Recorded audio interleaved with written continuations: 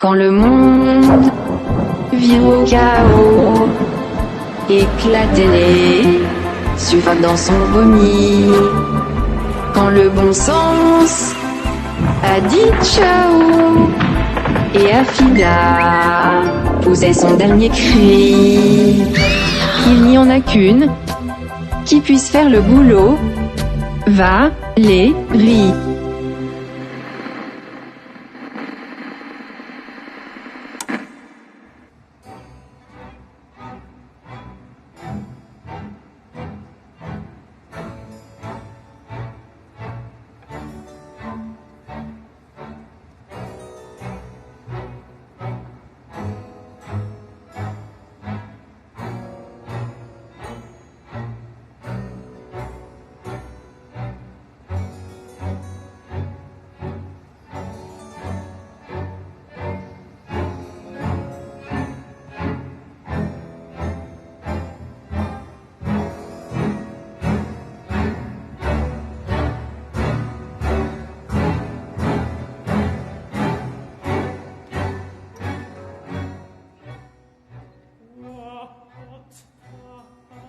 Chaos ici chaos.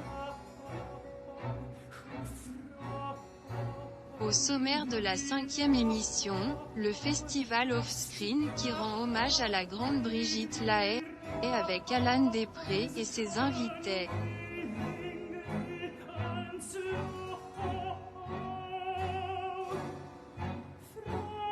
Mais aussi la critique cinéma de la Log Lady sur un film dont tout le monde se fout.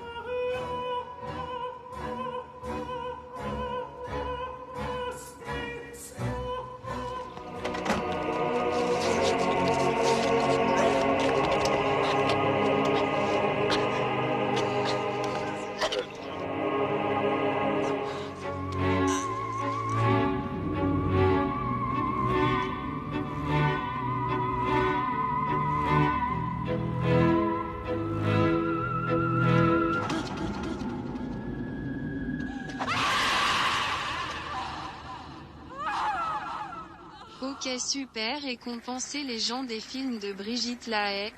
C'est très étrange parce que j'ai acheté la VHS il y a 20 ans, donc ça fait 20 ans que la première fois que je l'ai vue et j'avais rêvé la nuit que j'achetais la VHS avant de l'acheter, ce qui est très bizarre.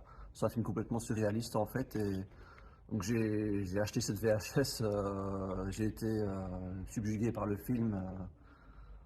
J'ai pas été déçu, donc j'en rêvais la nuit puis je l'achète et je suis pas déçu quand je le vois.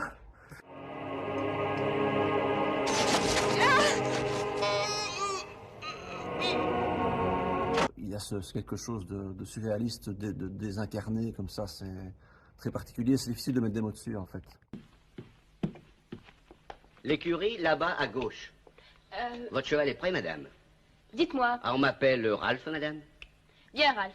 Savez-vous où est passé monsieur? Il est parti pour quelques jours, pour affaires.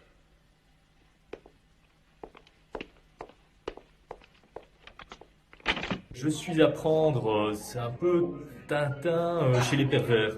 C'est-à-dire qu'on a le château de Moulinsart et on a Nestor qui est quand même bien membré. Nestor qui a son âge mais qui reste bien vigoureux. Donc c'est vraiment un tout bon porno. C'est un tout bon porno parce que c'est bien monté, c'est bien dirigé. Contrairement à certains autres pornos, ici les acteurs ont été dirigés pour jouer la comédie. Et c'est ça qui est marquant. C'est le fait que les scènes de cul, on a vraiment envie de les regarder parce qu'elles sont bien filmées, parce qu'elles sont bien cadrées, parce qu'elles sont bien montées, parce qu'il y a un scénario qui tient la route derrière et parce qu'en dehors des scènes porno, il y a des scènes de comédie et il y a des scènes de respiration du film. C'est ces respirations-là qui fait que quand on arrive aux scènes de cul, on a vraiment envie de les voir parce que c'est l'équilibre entre toutes ces pièces qui fait tout le charme du film. C'est quoi la scène qui t'a le plus marqué dans le film? C'est celle que tout le monde va citer quand ils font l'amour juste à côté du cheval, avec le bruit. Avec Jean-Pierre Armand. Derrière, oui, Jean-Pierre Armand, et le bruit, enfin, ces bruits de nature derrière, c'est un côté très, très naturaliste. Et puis après, on se dit, tiens, toujours, quand même, faire l'amour à côté d'un cheval, faut pas non plus avoir peur de se faire écraser par la patte de l'animal, quoi. Donc, faut quand même le faire.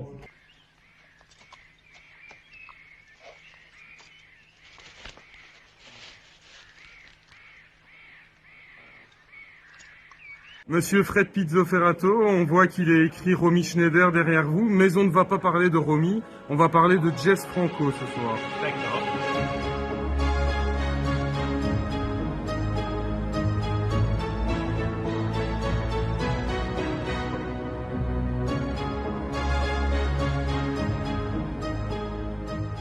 Bienvenue ce soir pour la projection de KSS, aussi dit Les Prédateurs de la Nuit, film de Jess Franco. C'est mon 4e film avec Jess Franco et ce film est dû à la rencontre de René Château, le producteur, qui était venu me voir, puisque c'était à l'époque mon compagnon, sur un film qui s'appelle Dark Mission, que j'avais tourné avec Jess Franco, qui était un film d'action. Ce qui avait beaucoup frappé René Château, donc le producteur des Prédateurs de la Nuit, c'était qu'on pouvait tourner. C'est un des producteurs de Belmondo, donc des films d'action, mais tournés avec beaucoup d'argent.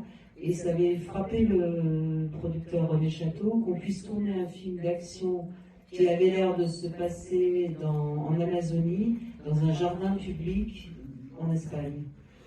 Et avec très peu de moyens, je ne dis pas que c'est un chef-d'œuvre Dark Mission, mais enfin, c'est un film où on voit des avions, des hélicoptères, voilà.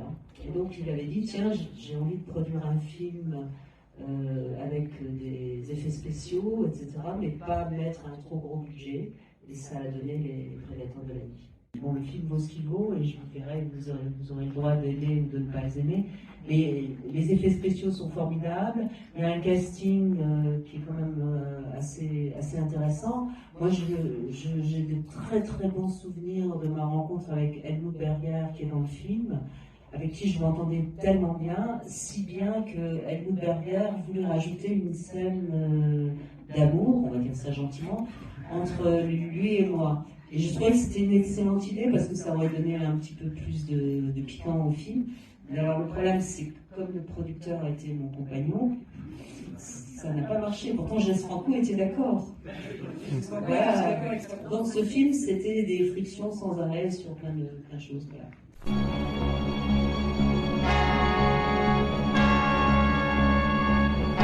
Helmut Berger, Brigitte Lahaie, Telly Savalas, Chris Mitchum, Stéphane Audran, dans Les Prédateurs de la Nuit. Les Prédateurs de la Nuit, c'est bien. Moi, j'aime bien. C'est un de ces films que je trouve chouette parce qu'il est bien fichu, il y a de l'humour. Bon Franco, ce qui n'est pas toujours le cas. Je pense que ce que j'ai préféré dans le film, outre les parties horrifiques, etc., c'est les dialogues totalement wonderful. J'aime bien Chris Mitchum, je trouve qu'il a son petit style. Excellent casting. Il y a un bon casting. Brigitte Lahaie est trop habillée, malheureusement. Des bons effets spéciaux d'or. Donc, pour moi, c'est chouette. C'est une bonne réalisation qu'il a fait là. Non. Les Prédateurs de la Nuit vous démontreront que si vous n'avez qu'une vie, vous pouvez avoir plusieurs façons de mourir. Les effets gore, surtout l'effet un peu culte de la seringue dans l'œil. J'aime bien le découpage de la tête à la tronçonneuse. C'est une séquence que je me souvenais depuis très longtemps. À chaque fois, je trouve qu'elle est bien fichue. C'est une bonne séquence du gore français, je trouve. C'est du grand Franco, qui n'est pas dans son habitude. Et ça te plaît quand on embrasse des têtes découpées à pleine bouche? Ouais, évidemment. Ouais. Je suis un petit peu pervers sur les bords, donc ce genre de scène, je trouve ça sympa. Ouais. On va dire qu'il a fait quelque chose de bien avec le peu de moyens qu'il avait. Et qu'en pense ta compagne de ça? Ouais, je trouve que je suis un peu dingue, mais s'y fait. Les Prédateurs de la Nuit, une production René Château. La suite de Brigitte au off-screen dans le prochain épisode. Place à de la poésie avec une bande-annonce coup de cœur, puis la Log Lady.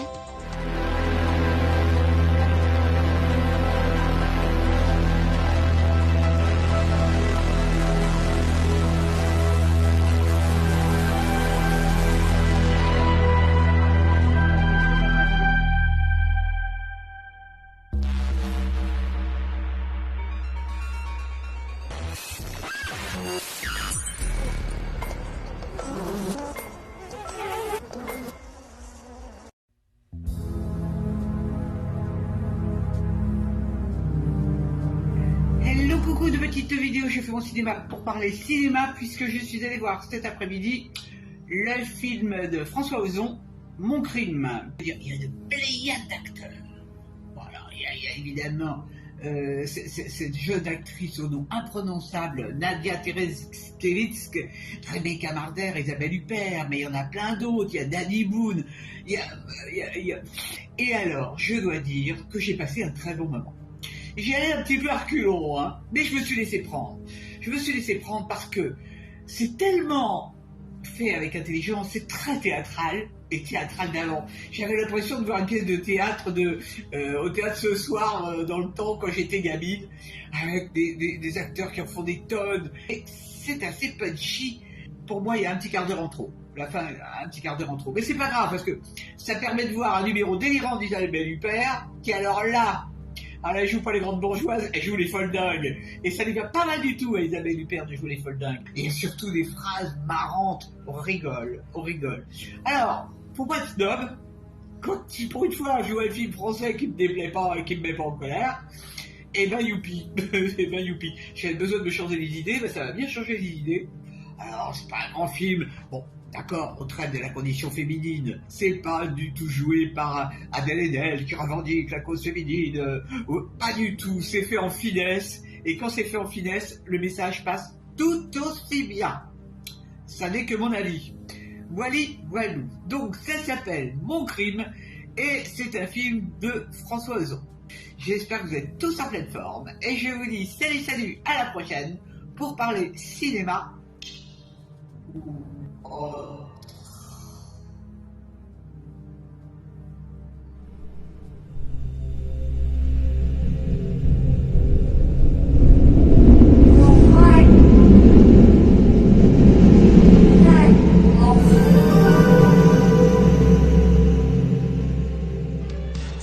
Voilà, c'est tout pour cette 5e émission.